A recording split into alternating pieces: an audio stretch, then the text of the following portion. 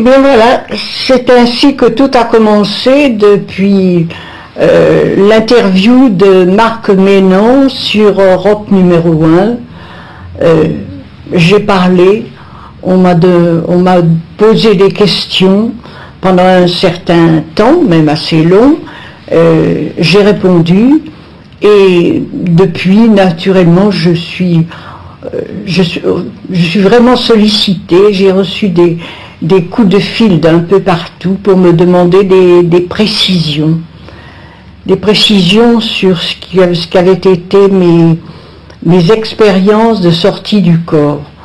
Alors, ces sorties du corps, c'est certain, je le répète, je les ai pratiquées pendant 12 ans. Pendant 12 ans, je suis sortie de mon corps.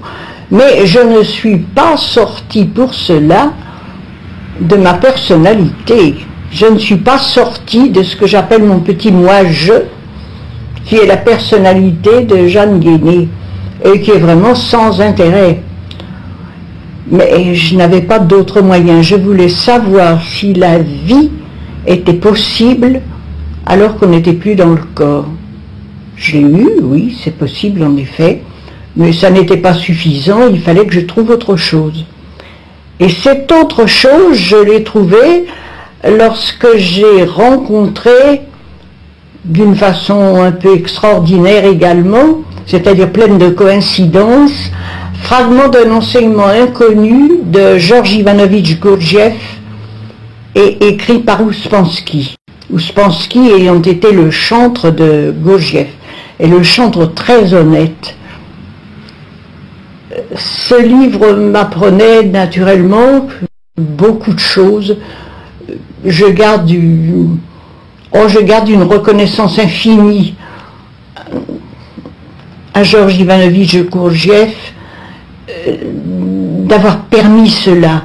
Or, lui est décédé en 1949. Et maintenant, je vous parle, nous sommes en 2002.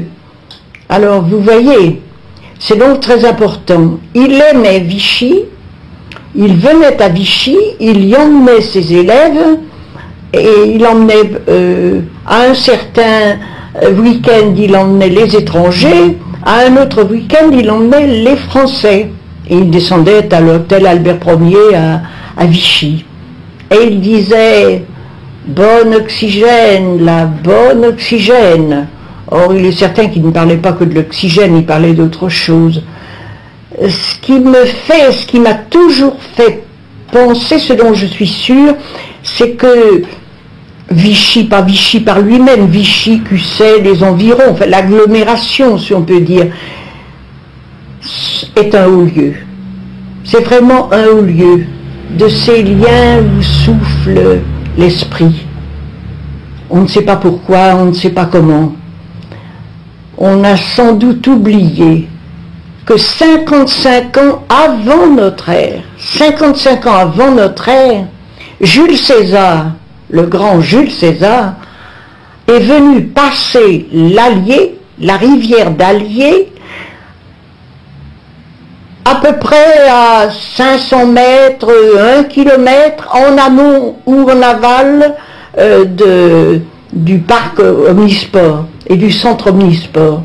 Il a traversé l'Allier pour aller battre le chef de l'Arvernie, Vercingétorix, notre Vercingétorix, qui était le fils d'un druide, c'est-à-dire d'un grand prêtre de l'époque. Donc toute cette partie de l'écorce terrestre, si vous voulez, est un haut lieu.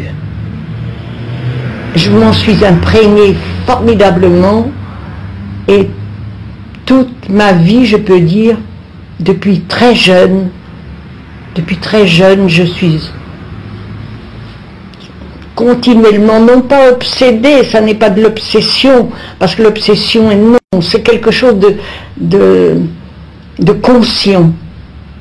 J'ai besoin de comprendre, mais j'ai besoin de comprendre avec mon corps, avec ma chair, avec la compréhension intellectuelle. Elle est valable, bien sûr, et elle vient très rapidement, mais elle n'est pas suffisante. Une pensée chasse l'autre, et on l'oublie. Ça n'est pas une croyance. J'ai la foi. Mais la foi est une énergie. C'est une énergie. Ça n'est pas une croyance. J'ai foi en la vie. J'ai foi en la vie. Et la vie, c'est du même ordre. Ça n'est pas une croyance. La vie n'est pas l'existence. L'existence est un sas. Maintenant, tout le monde sait ce qu'est un sas, parce qu'on ne peut pas aller dans une banque sans passer dans ce sas pour pouvoir rentrer. C'est-à-dire, la deuxième porte ne s'ouvre pas tant que la première n'est pas fermée. Dans ce sas, c'est l'existence, où nous passons tous. Et durant l'existence, nous avons un gros travail à faire, un très gros travail à faire sur nous-mêmes. Et Georges Ivanovitch Gurdjieff nous l'a enseigné. Il ne voulait pas être un maître, il a toujours dit qu'il ne serait jamais un maître, mais par contre, il nous a fait retrouver ce mot de monsieur. Monsieur Gurdjieff n'est pas un maître, mais c'est un monsieur. Monsieur, ça n'est pas n'importe quoi. Je ne suis pas sûre qu'à l'époque où il l'a dit, il fut bien compris. Oh non. D'un autre côté, c'est tellement extraordinaire.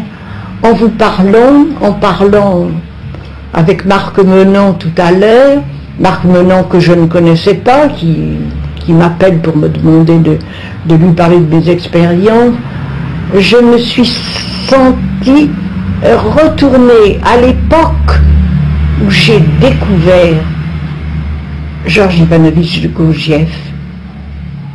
Et je l'ai découvert en 1949 par ce livre, Fragment d'un enseignement inconnu. Et je vous parle aujourd'hui, nous sommes en 2002. Mais tout va très vite, tout s'accélère, tout est accéléré, même la météo. La météo, vous voyez, maintenant c'est la météo qu'on ne connaissait pas. Il a fallu les guerres pour qu'on songe à faire quelque chose, à s'en servir et à la créer, si l'on peut dire. Et alors en médecine, elle va avoir une importance formidable, parce qu'une baisse de pression atmosphérique, un changement dans le climat favorise, augmente et fait apparaître certaines maladies qui n'apparaîtraient pas, ou donne des solutions malheureusement terribles, des aggravations souvent, ou au contraire, à un moment certain, tout peut s'arranger. Donc tout maintenant est accéléré, les recherches, les scientifiques découvrent des choses admirables, on en fait souvent, au demeurant en tout premier, on en fait souvent des choses épouvantables. Il est bien certain qu'Einstein n'a pas cherché pour arriver à la bombe atomique, naturellement. Il est bien, et tout à ce point-là, les grands savants, ça n'est pas Pierre et Marie Curie, n'ont pas créé le radium, il existait. Donc ils n'ont pas créé la radioactivité. Et la radioactivité, elle n'a pas de frontières. Tout va très vite maintenant, c'est merveilleux. L'important c'est de le comprendre. L'important c'est d'être des thérapeutes. Mais vous allez me dire, moi je ne connais aucune faculté qui fasse des thérapeutes. On est NAIT thérapeute ou non. Alors certains thérapeutes font leur médecine. Alors ceux-là sont des médecins magnifiques. Ils font leur médecine, ils sont thérapeutes. Si nous avions des thérapeutes politiques, ce serait merveilleux. Un thérapeute, ça veut dire aimer l'autre, se retrouver dans l'autre, se voir dans l'autre, aimer. À ce moment-là, c'est fantastique. C'est le travail de toute une vie, de toute une existence. Et dans le fond, c'est la mienne. C'est le travail de vraiment toute mon existence. Et je ne le regrette pas. J'ai 92 ans révolus, donc 93, parce que je compte comme les orientaux, la vie débute lorsque le spermatozoïde marathonien de notre